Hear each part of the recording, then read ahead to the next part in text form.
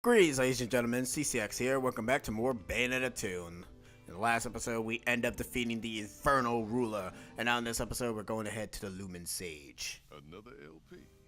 No rest for the wicked. Even if I am jollier than the average demon. But no need to pity me. I was bored anyways. Be right back. This one's gonna be fun. Been looking for a workout like this for a while. Ta-ta.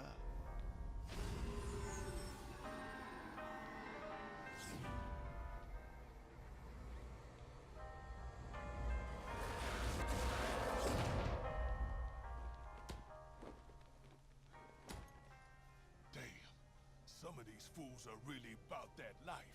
Had me working overtime to knock this one into shape. Off you go. How the hell are you working overtime? Say hello to Salamandra. Salamandra. And after you have defeated the Inferno Ruler, you end up getting the Platinum ticket just like in the first game. It consists of you not actually getting 10 million for once. You actually have to get, okay, you still have to get a lot, but this will essentially give you the Rodin boss fight. And this time, Rodin, if you were to hand it over to him, basically gives him back his previous form. But instead of the one that you fought in Bayonetta 1, it's an Inferno version of him. The Salamandra and the Alarona is... Well, the Alarona is actually a much better whip than in the first game, because in the first game it sucked. In this game, it's actually a lot better. And the Salamandra is this game's variant of the snow skates that were in Bayonetta 1. Instead of snow kicks, you get friggin' chainsaws, which I don't even understand how that works, but whatever. But now, I end up just cutting past us going into the Lumen Sage chapter because there's no point. So in this section here, it's a little bit like the motorcycle section, and you want to dodge the vines.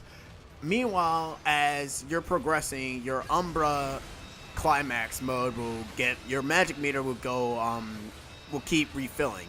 What you want to do is just let it get to the Umbra climax mode, activate Umbra climax, and keep repeatedly tapping the Y button until your enemies are all dead. If you do that, you can get yourself a very easy pure platinum. This is by far the easiest pure platinum that you can ever get. Meanwhile, in this section, Gamora will try to stomp on you, and its tail can also hit you too when it was passing by over there.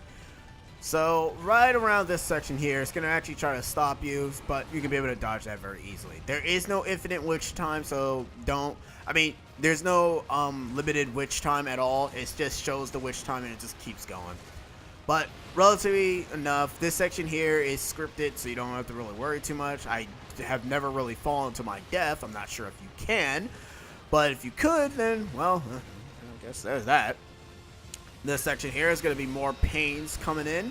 Just keep slashing, doing the same exact things you did before until they all die, and you should be relatively A-okay. You should never get hit in this section, unless, you deliberately not attacking them at all. You just allow them to hit you. I don't recommend fighting them head on normally because it will take a lot longer. For this section here, the crumbling bones will try to impede your progress, and what you want to do is you want to be able to just dodge accordingly, because if you don't, you can actually get pot shot. Right there you need to dodge, right here you need to dodge, and there should be one more dodging section. Even though that right there should look like that you should be dodging, but it's actually not. You need to, and this is the last wave of enemies. But other than that, as I stated before, his name is Diomendes. Diomendes. It's a badass name, to be honest. But if you manage to do all of that fluently, you end up getting your pure platinum. And now it's time to know who the hell the Lumen Sage is. Have fun! What?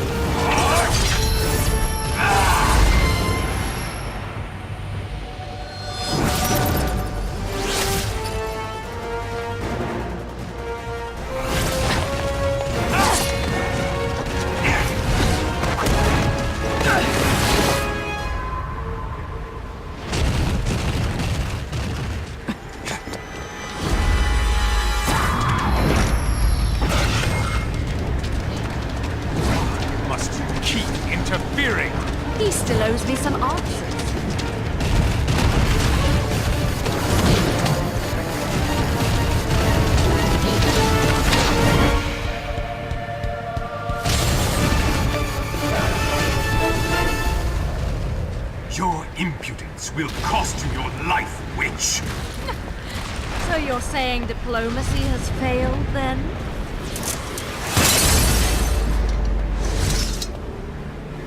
Surrender, or it will be more than your mask that you lose. Umbro witch.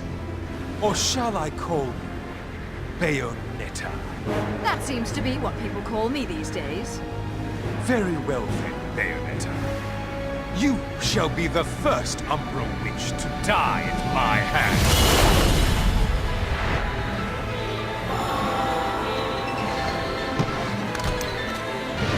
I swear it on my honor as a Lumen Sage.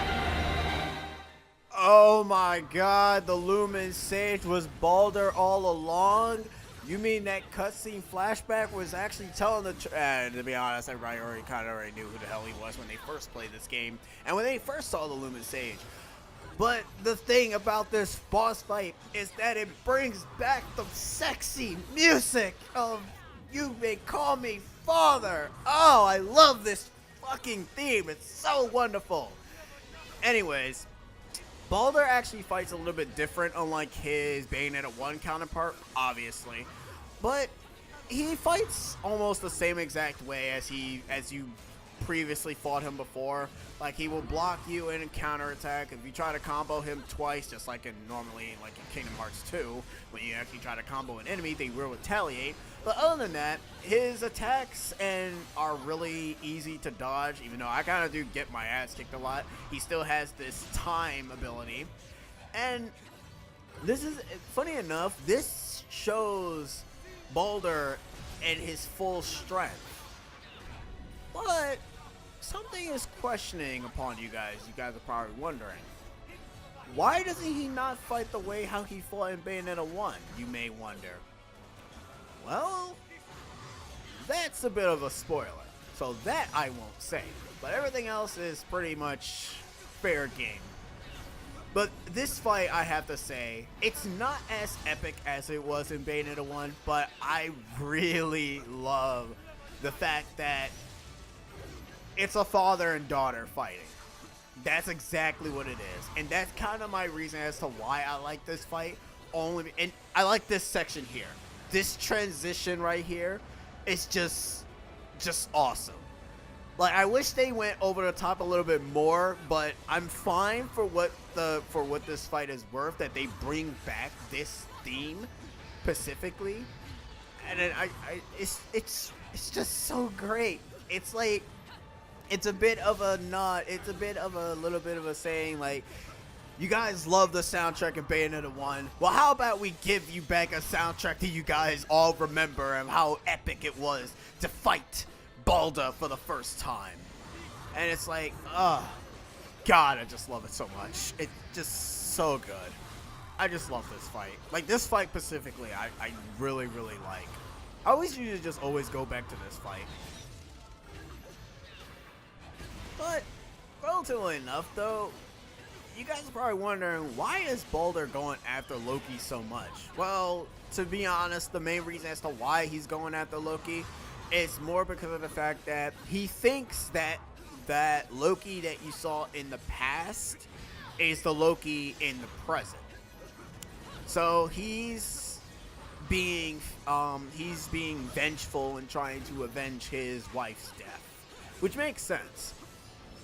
Now, my issue as to why I say I kind of wish that we spend a little bit more time in Inferno is because the next level that we're actually going to be spending is a little bit, I like it and I dislike it. But anyways, enjoy the last few cutscenes.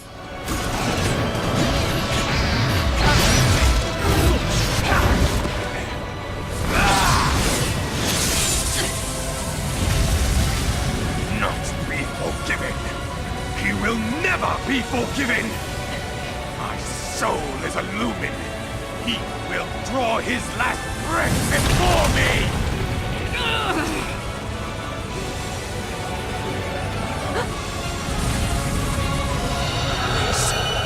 This is impossible!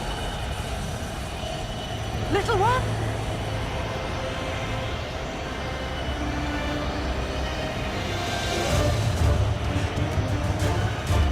Where am I? Bayonetta! Get away from me!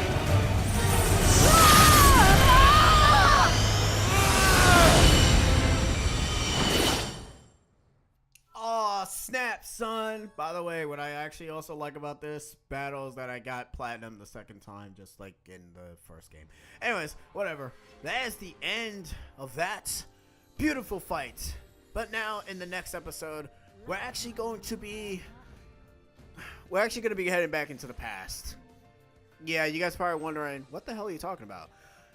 Yeah, we're heading back into the past, guys. I hope you guys are ready for a nostalgia trip, even though, to be honest, it's the first damn game, so it's a bit early for that. We're heading back to Vigrid. I've been CCX, and I'll be seeing you guys next time. Laters.